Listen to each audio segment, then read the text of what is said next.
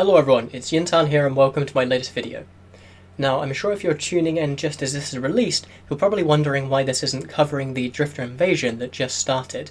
And that's because I'm recording this on Thursday, so there's been less than 24 hours for people to really, respond to it and make strategic moves as a result of this new threat.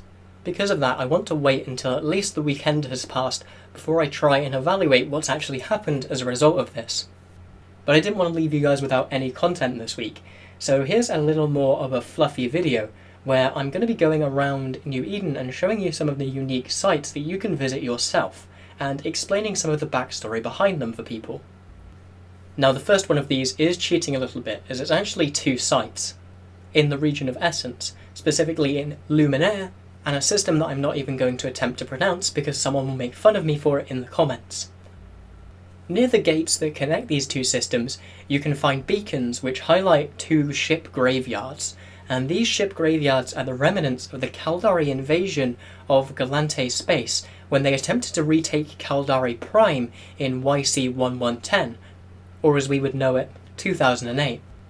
And this caused incredibly violent clashes between the Gallante and Caldari Navy, and these debris fields are the remnants of this, which still hang around 11 years later that you can go and take a look at. These attacks weren't just wanton violence, however, as it's important to remember that the Caldari state was actually once a part of the Gallante Federation, and their homeworld, Caldari Prime, is actually in the capital system of the Gallante Federation, which is Luminaire. And that's what this invasion was about. The Caldari state wanted to reclaim that planet and repopulate it, after having been forced to evacuate it during the Caldari Gallante War. And previously you would have actually been able to go to a beacon here and see the Titan that was in orbit around Caldari Prime to defend it from any Gallante Federation counterattack. However, in 2013, during a live event, the Gallante Federation led a counterattack against this Titan that was big enough to actually destroy it and send it crashing down to Earth. And whilst I wasn't able to get footage of it, it does appear that on a clear day you can actually see through the clouds and see the crater of the Titan where it landed below on Caldari Prime. One of the most fascinating things about that crater is that it isn't just present in EVE Online, it's actually present in an entirely different game, Dust 514. Where it served as the backdrop for an event during this time where players were asked to actually fight on one side of the Caldari or Gallante War as clone soldiers, to determine who would hold control over Caldari Prime going forwards. The end result of this was effectively a draw, as the Caldari state was able to keep control of the ground with their own military forces, whilst the Gallante Federation was able to gain the upper hand in the space combat after destroying the Titan and deploying their own supercapital fleet to the area.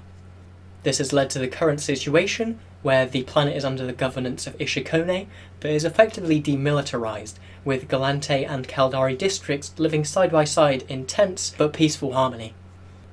The next site we're going to take a look at is one of the newest ones in EVE, and it's one that doesn't commemorate a lore event, but in fact commemorates an incredible achievement by a player, and that is the monument to courteous.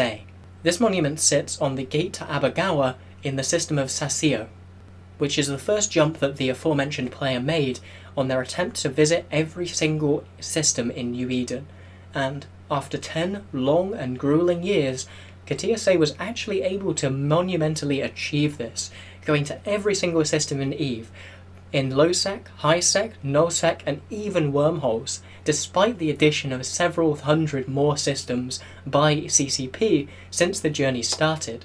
And all of this was achieved without losing a single ship, first of all starting in an exploration ship as many would, and later swapping to the Astero after the Sisters of Eve faction were given their own ship line. And a cloaked version of that is even visible inside her hand, which also holds a model planetary system. And in my opinion, this just shows the importance and ability to do things that individual players are actually granted in EVE. So if you've ever felt like you wanted to go on your own journey and do something spectacular, I recommend you take a look at this statue yourself, and picture how your statue might look.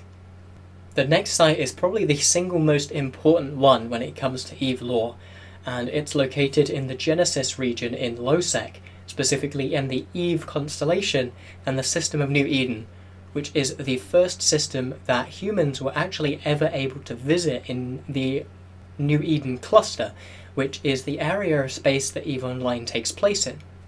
And in this system is an incredibly bright and violent wormhole that you should immediately be able to see upon jumping in. In fact, it's so bright that it actually outshines the star of the system itself.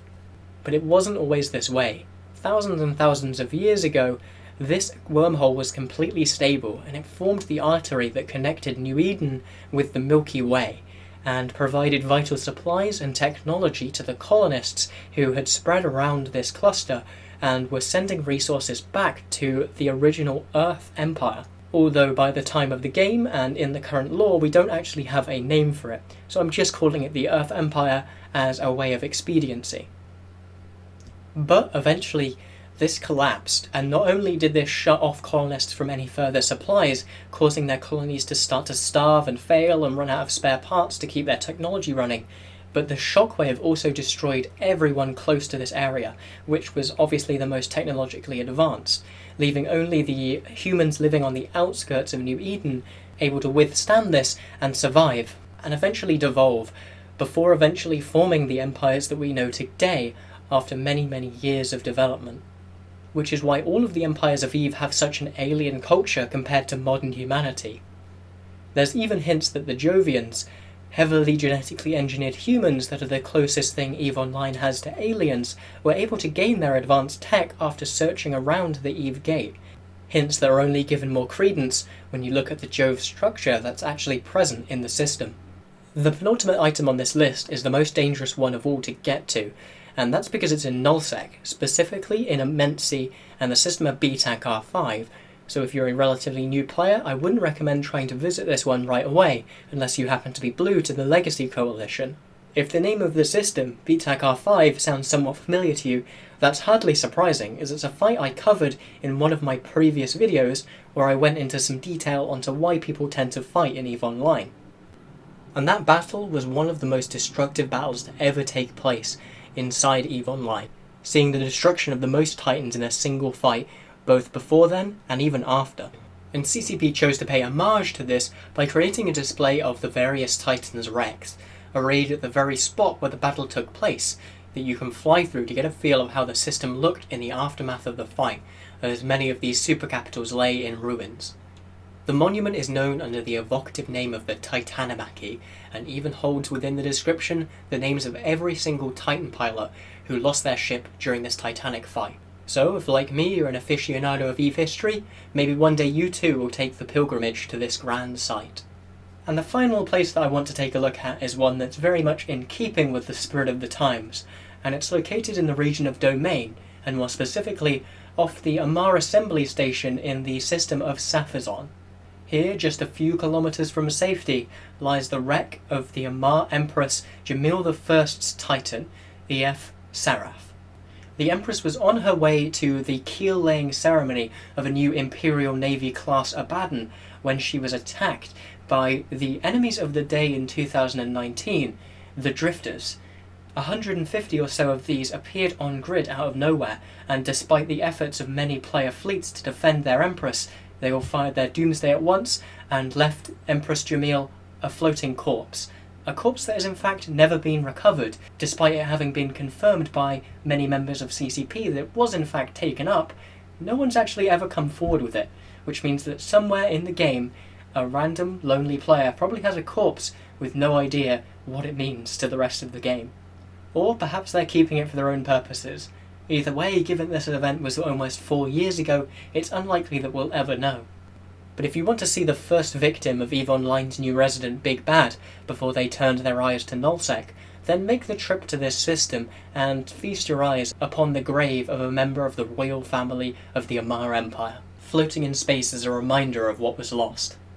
Anyway, that about wraps up this episode. I hope you've enjoyed me taking a look at something a little different and just going on a sightseeing tour. This is something that I just personally love doing in EVE, as CCP always makes sure to leave something behind whenever a big lore event happens, and that's something that I just love about the game. It allows you to go out and really find out what happened in the game without delving through the wiki or reading any books. You can just go and see what happened and figure it out for yourself, and that's something that I find absolutely fascinating. Also, for those of you who've stuck around for this long, I've tried to fiddle about with my audio settings a lot, as I saw a lot of comments on my previous 2 videos that said that it didn't sound very good, or it had a lot of noise and other general complaints. So I've tried to work on that for this video and improve the overall sound quality. If you think it's worked, let me know, and if you think I've made it worse, let me know as well. I can never tell with these sorts of things, as my hearing is not particularly good in real life. But still, thank you all for joining me, and as always, fly smart.